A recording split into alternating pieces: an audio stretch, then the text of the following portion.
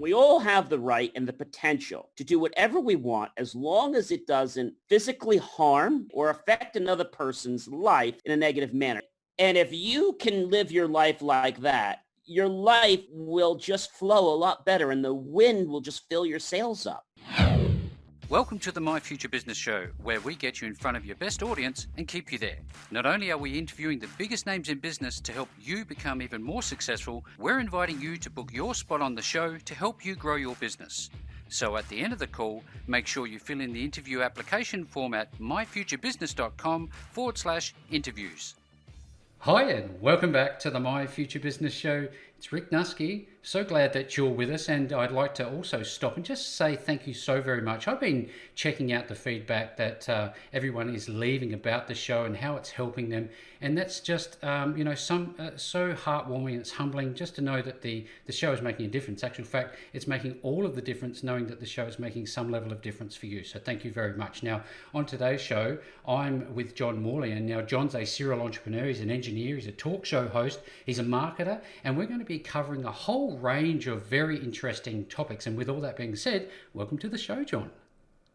Thank you very much, Rick. It's a pleasure to be here. Yeah, no, it's absolutely my pleasure to have you here. Now, John, you and I were just speaking offline about, family and the origins of how we got to be to where we are today. And I'd love to take a deep dive into your history. But before we do that, I think it's good to start off with maybe where you're located, and if you could share a little bit about yourself in terms of what you like to do in your recreation time. Would you mind sharing a little bit about yourself for the show?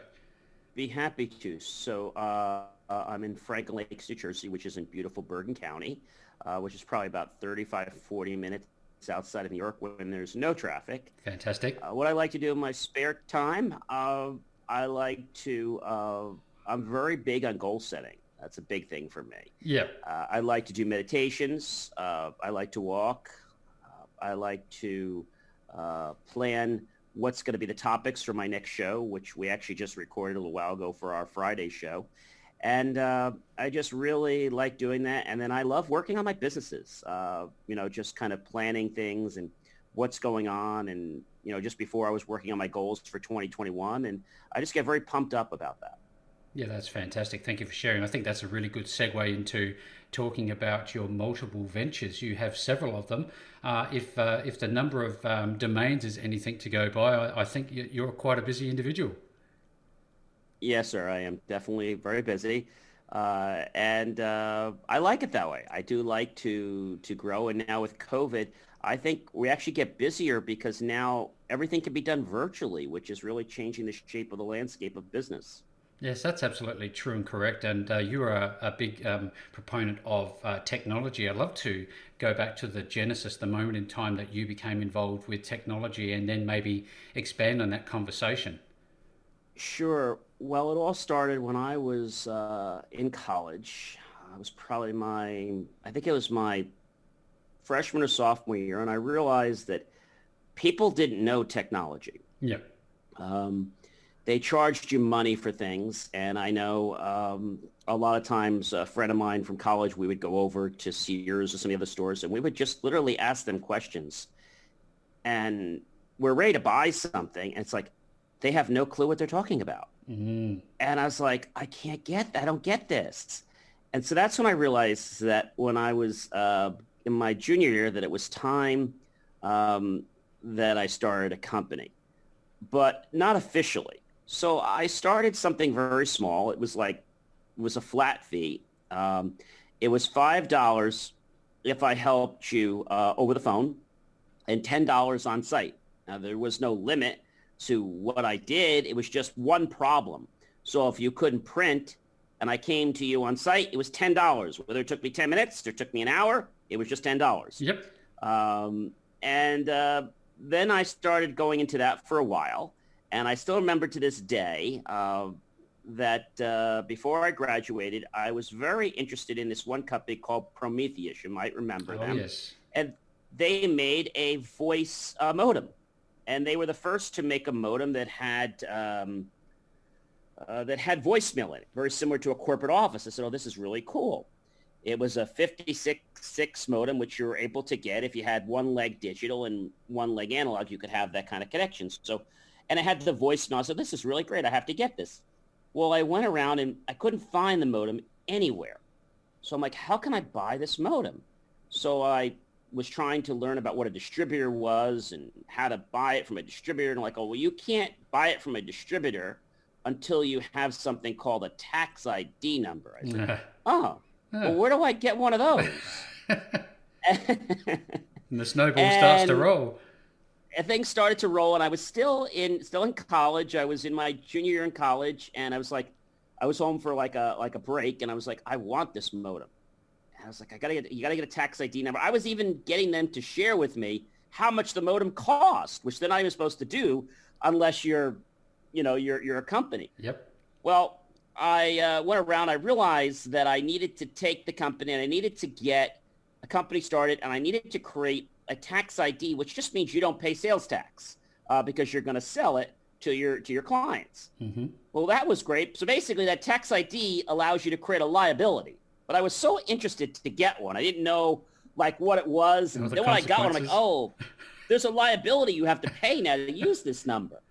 And if you don't pay or file your reports properly, well, you get dinged quite a bit. Oh, yeah. And I called this place back, and I said, hey, I got a tax ID number. Okay, well, you have to apply for an account now. Oh, how do we do that? So I applied for an account, and now they're asking me for credit. And again, I'm just a college student. And they're like, oh, well, we're going to have to put you on COD. I'm like, CO, whatever. I don't care. No. That means you pay when it's delivered to you. I'm like, oh. Oh. Well, how do I pay you? Well, we prefer cash or a certified check, a bank check. Oh. So I remember the modem was for, I think it was like $300 or $400, and I bought the modem. To this day, it was like $165. It was a nice markup.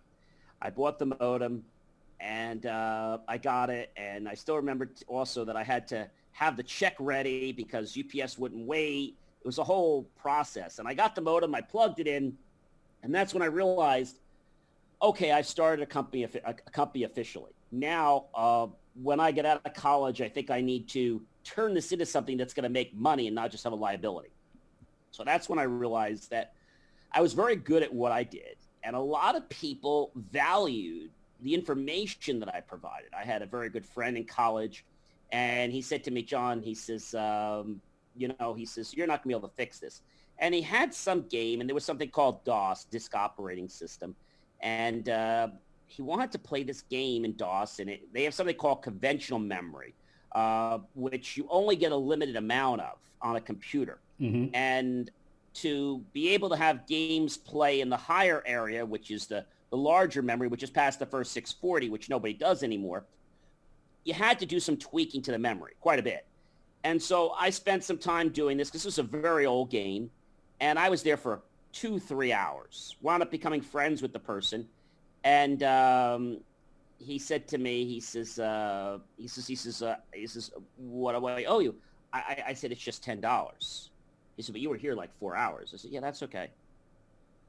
And he didn't get it. I said, the whole point, I said, is that that's what I guarantee, and that's what I stand behind. And his thing was a little challenging because I never knew I was going to spend quite a few hours trying to understand why this memory was not loading properly. It was a game that was not written very well. Mm-hmm. It could only function in conventional memory.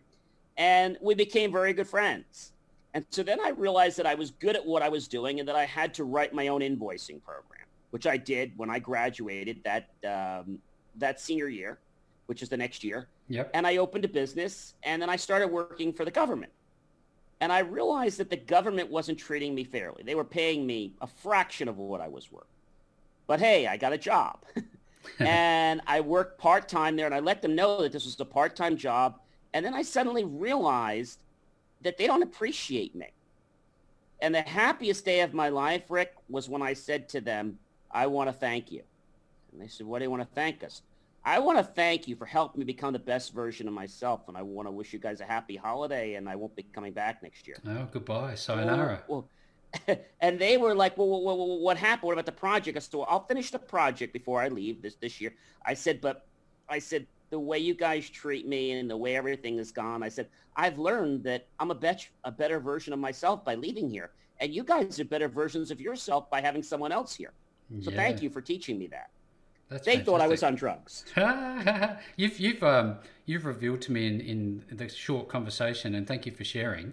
You've talked about value proposition, both self and company, and those you serve. You've talked about basically you've touched on pricing and how that comes into the fold, and I'd like to expand on that. But you've also talked about setting your own path as an entrepreneur and believing in yourself. I'm wondering, since that time, how are those three dynamics evolved in your businesses? That's an excellent question. So, when I first started the business, which now it's going to be, because we're in about 2020 now, Hmm. we're actually celebrating our 30th year in business just about a week ago, was when the anniversary of the company Fantastic. started. The J Moore Connection Inc. or JMOR.com. And that was my first business. And what I realized, Rick, is that I always want to make everybody happy in business. I want to do a great job. And I want to make everybody happy. And I also want to make everybody happy in life. And what I learned is that in the first 5 or 10 years, I wasn't in business, Rick. I was in a hobby. Those first 10 years, I was very intelligent, but I didn't understand business. And so you're probably saying, well, gee, what are you talking about? Because you were doing all the work. Yes, I was doing all the work. I was doing everything great, but I wasn't doing it in a way that was going to maximize my potential and profit and growth. And I didn't know all this. Yeah. You don't know what you don't And so know, do after you? 10 years, after the 10 years, I was like, why didn't I do this? Why did I do it that way? Why didn't I understand that? And things started clicking. But something really interesting that I just learned, you're always learning, Rick. I always say Yep. you're gonna be learning until the day you leave the earth. I'm a proponent of that. I agree. I believe that it was just about last year I learned something very, very important. Hmm. I learned that you can't make everybody happy. And that's not just in business. And I'm not going to give the person's name, but this was a person in elected office. I'm actually a president of my chamber. And I went to the person and I said to them, they called me in and they said to me, John, we're doing this. You guys aren't big enough and we're doing it and you're not. And I was like, oh, okay. Fair enough. And it made me step back and I felt hurt for a little while. But after about 3 or 4 months ago, I said, wait a minute. I said, that was actually a blessing in disguise. That elected person actually helped me. Because what I wound up doing, which I didn't tell you, is that after he said that to me, I said, such and such. I said, he says, John, when are you going to give up? Oh. I'm scratching my head. And I'm like, can I get back to you on that? Because I really need to give this some thought.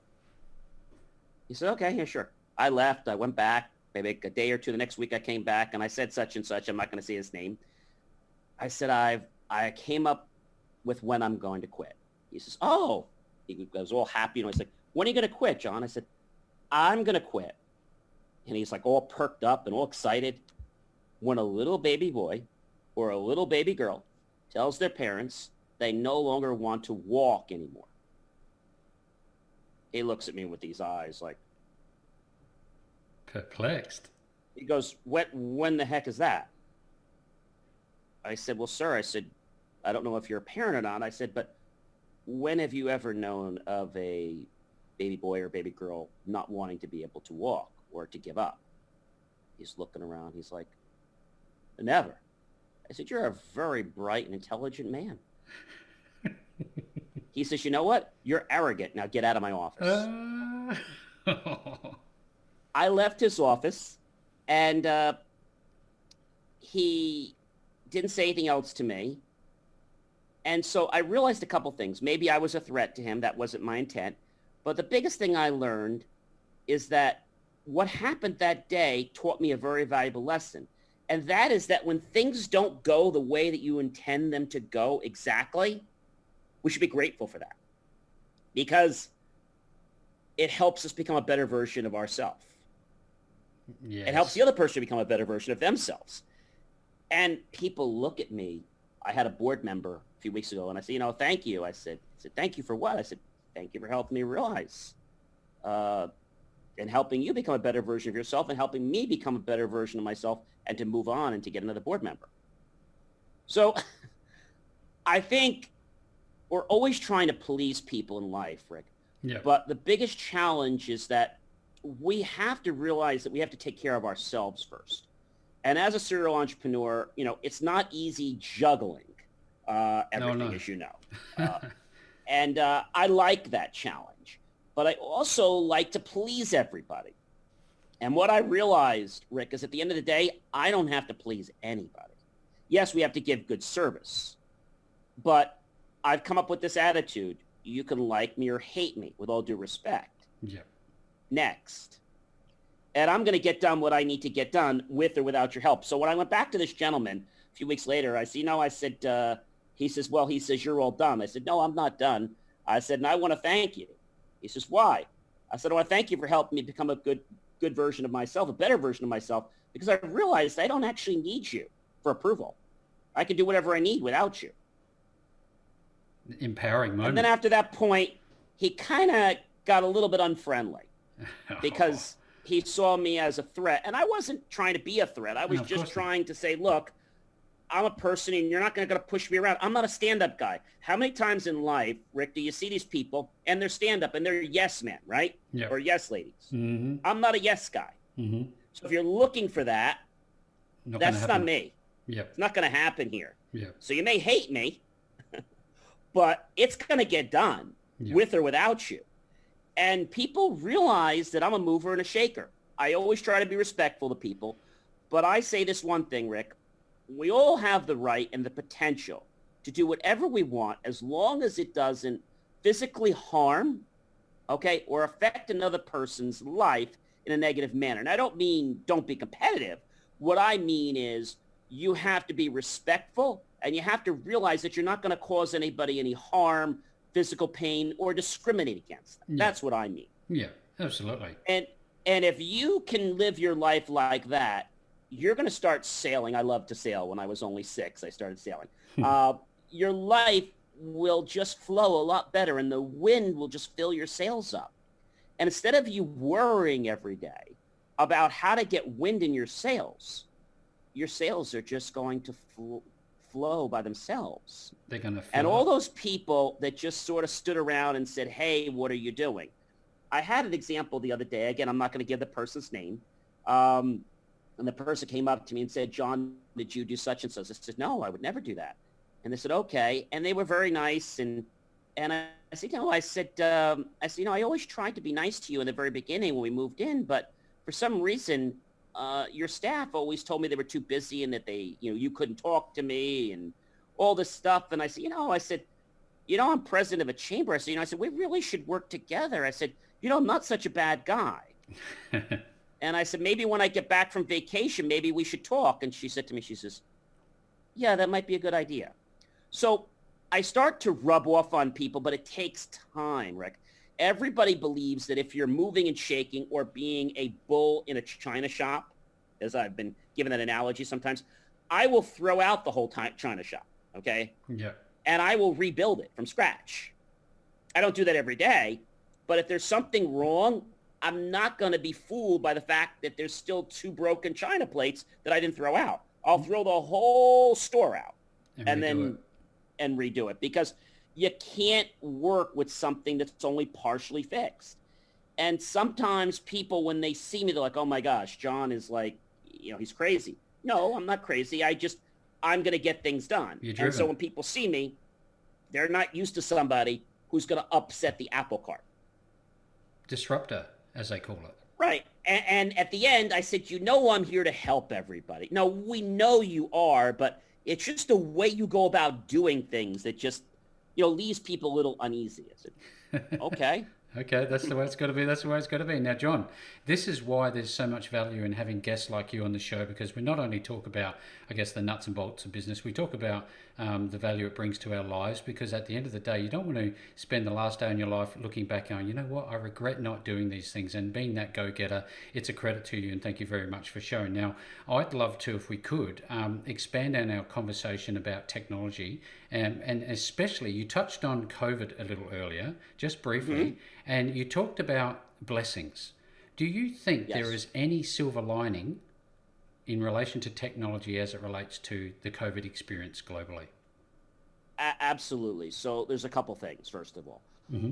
The one thing is people are able to network virtually, which we've always had the capability of doing, but people were not doing it because they didn't have to do Didn't it. have to. Yep. Now, it's kind of like what they need to do to network, or they don't get to talk to people unless they call them on the phone. Hmm. So I think that's a great thing.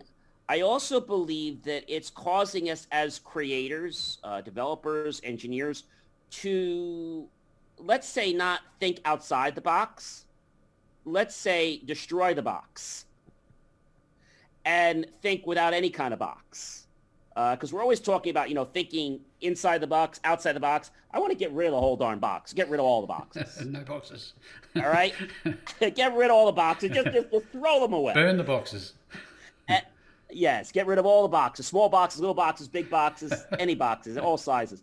And by doing that, we can start to see that there's a lot of value out there. There's a lot of solutions out there. Like, let's look at some of the COVID solutions now where, things like your phone, for example, can be prompted to tell you that you're too close to a building and you need to put your mask on. I mean, there's lots of things. So I feel that there's a lot of people that are not happy with COVID for business. And I get it. I get it. But what you have to do is be grateful for what we have. Be grateful you don't have COVID right now. Be grateful you can breathe. Hmm. Be grateful you're in business. Be grateful that you have a good mind in your head and you're able to think. And you're able to put things together. And we're all going through a similar challenge, okay? I think where the problem comes in, Rick, is where people decide to shut down the production factory upstairs because of an attitude or a belief. You all remember Colonel Patton, and when they talked about the patent factory years ago, and they said, well, gee, is the patent factory being shut down? Well, I don't believe it is. Well, then why are you saying we can't do this? So that was something that came to us from many, many years ago, but it's no different, Rick, is that our patent factory, our idea factory is not shutting down. And these are really great times to harness the industry and what's out there. And there is just so much more to come in 2021. Airports, yes, there are risks out there for our information maybe getting into the wrong hands, but I do think there is a lot of good things that are happening. And with COVID here, there is just so much at our fingertips. If COVID did not happen right now, hypothetically, we would right now be in another year. Mm-hmm. We'd be talking about the stock market. Yep. We'd be talking about, gee, where's the world going to be going? And are people going to buy? And how can we get people to buy? That's no different than what's happening now, except people are saying, gee, where's the vaccine and let's get one, right? But the economy was still in the same pattern. Do you know what I'm saying? Yep. And the economy is always a cycle. So I think in any business, you have to realize that it is about seeing what's needed. And one of the things that I did, Rick, is about maybe 7 or 8 years ago, I got very frustrated with one of New York's largest marketing advertising companies. Mm-hmm.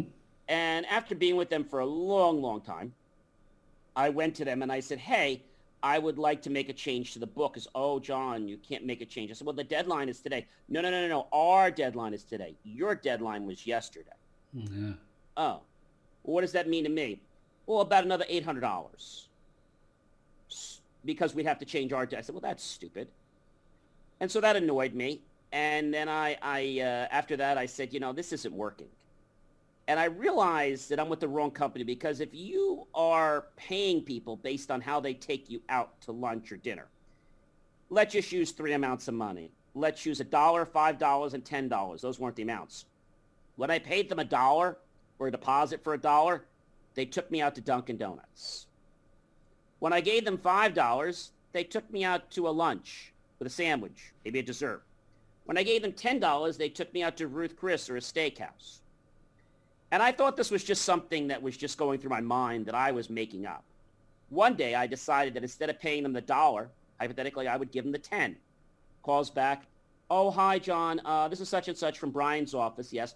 Well, Brian actually can't do the breakfast today. He asked if we could do dinner instead. His wife and his family is coming in, and they're not going to be able to pick them up at the airport because they only have one car and one's in the garage. And I said, okay. So another time I did the same thing. I took the let's say the $10 from the dinner, and I brought it down to, let's say, the breakfast. Oh, John, yeah, this is such and such in Brian's office. Okay. He's not going to be able to do dinner tonight. What happened? Oh, apparently there's some kind of emergency at the office, and he's going to need to stay later. Unfortunately, it's a big deadline, and he can't get out of it. He asked if we could just do a quick breakfast instead. Funny that. So you can't make this stuff up. So when I saw this, and again, I know nothing about marketing or printing. This was back then. I decided that I need to figure out how do I get rid of this bottleneck, which was printing at the time. And I said, gee, I don't have equipment that can print like that and that kind of volume and that quality. I went to Xerox because we had a Xerox machine already. But again, it couldn't do that kind of volume and it couldn't do that kind of printing. And I said to them, gee, I'm looking into another type of machine. Do you have something that can handle like some production? I'm looking to maybe get into printing. Oh, absolutely. In fact, here's the machine, but let's take you out to lunch and then we can come back out and show you more. They took me to lunch. They brought me back. They showed me the machine. I said, I love the machine. It's fantastic. How much is the machine? Well, let's not talk about the price. Let's talk about, no, I don't want to talk anymore about what it can do. How much is the machine? Well, I said, you're going to have to tell me sooner or later. No. And you spend 3 hours already explaining what it can do. The machine is only going to cost you blah, blah, blah. And so, they didn't give me the true number of the machine up front. They figured I'm going to lease the machine. So they gave me the machine. I think it was on I'm going to say it was a 36-month, or no, I think it was a 48-month lease. That's what it was. It was a 48-month lease. And that machine, they said, oh, John, it's going to cost you just over $3,000. Over $3,000 what? Just over $3,000 a month. For how long? For just 48 months. But you can write that off very easily. So I'm doing some math in my head. I said, that's $150,000. Yeah, plus tax. So that's a lot of money.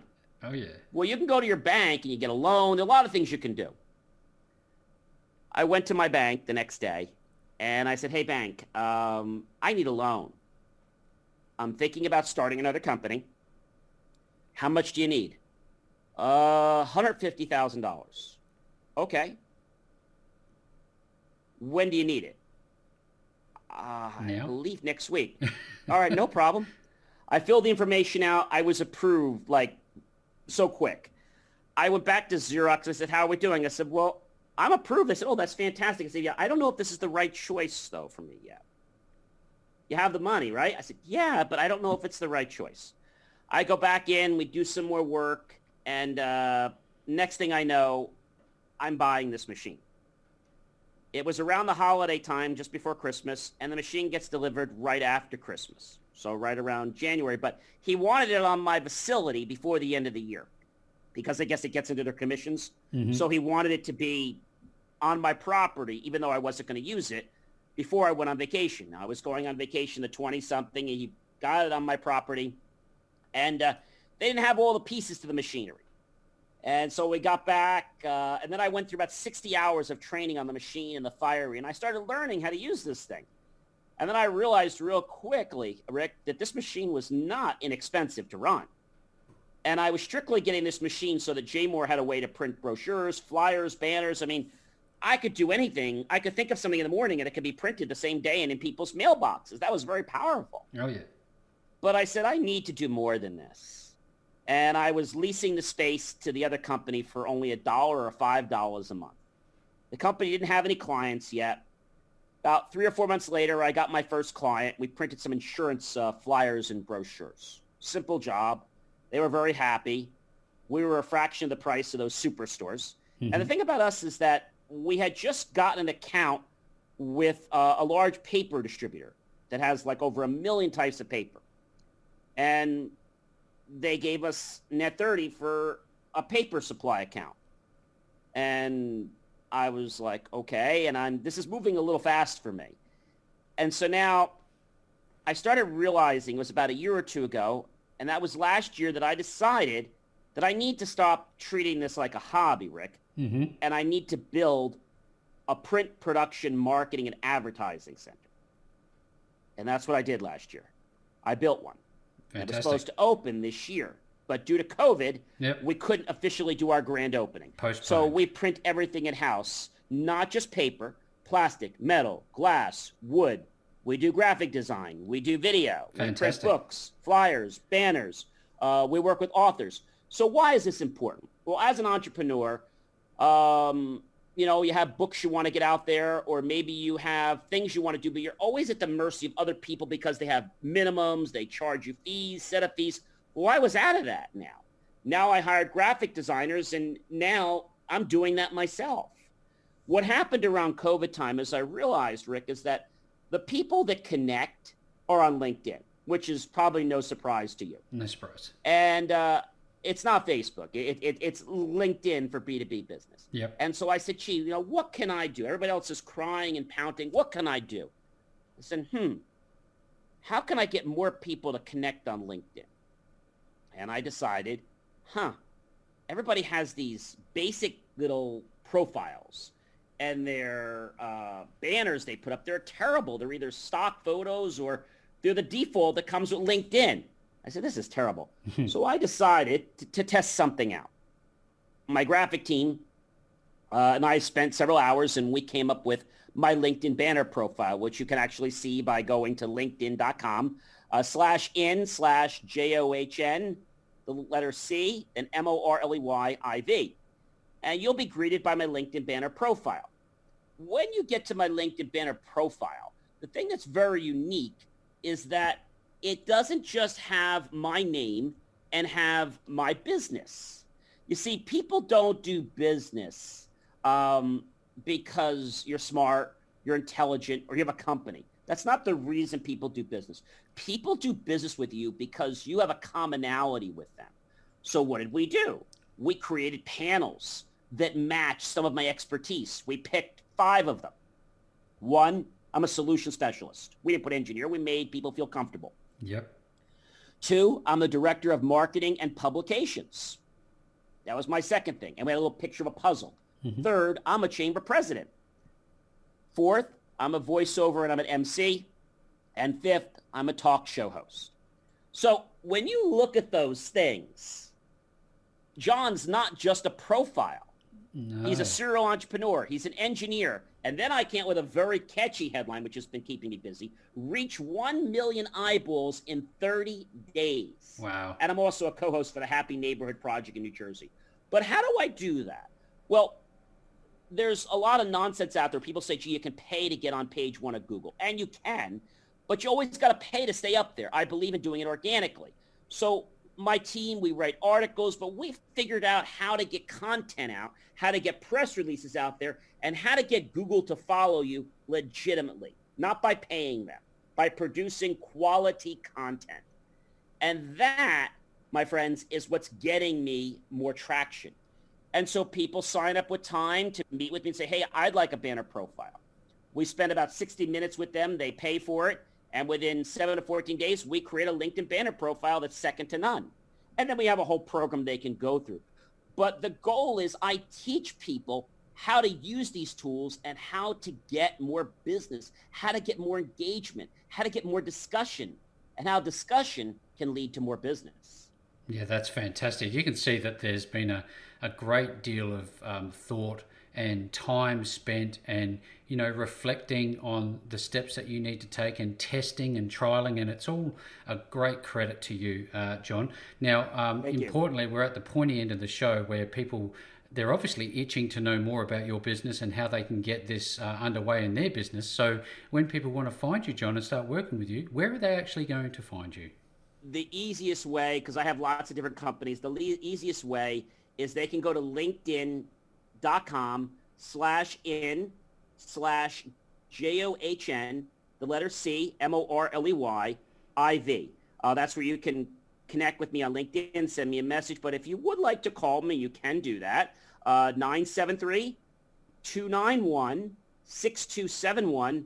and my extension is 108. 108. There you go. Well, look, just to make it as easy as possible for you, if you are watching this today and you're interested in getting that LinkedIn profile underway and learning more about how John and his wonderful team can help you, I'm going to be making the link directly back to LinkedIn, John's LinkedIn profile below this post, so that you can touch base and go from there. But with all that being said, John, this has just been such a wonderful experience, a wonderful time talking with you. Thank you so very much for joining me on the My Future Business Show today.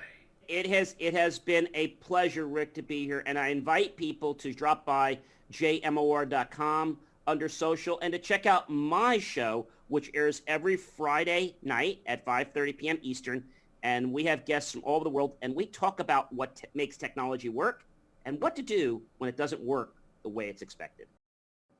Thanks for joining us today. If you enjoyed the call, then make sure to subscribe, leave a comment, share us with your friends, and book your spot on the show at myfuturebusiness.com/interviews. And if you're looking for solutions that will help grow your business, then visit myfuturebusiness.com/shop.